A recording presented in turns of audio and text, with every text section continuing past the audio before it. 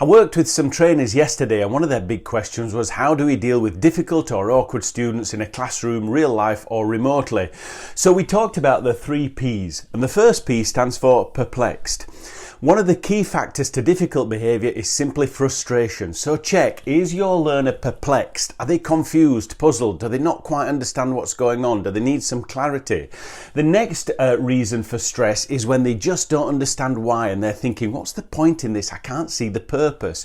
So are they clear on their purpose, on the why behind it? And the third and final cause of stress and anxiety and frustration is a lack of progress. Is the student able to see the progress that they're making, or are they just thinking to themselves, there's no point, I'm not getting anywhere? So make sure that they're clear, they're not perplexed, make sure that they know the why, and make sure that they can see their progress, and that'll really help you to manage their anxiety and their behaviour. Take care, bye bye.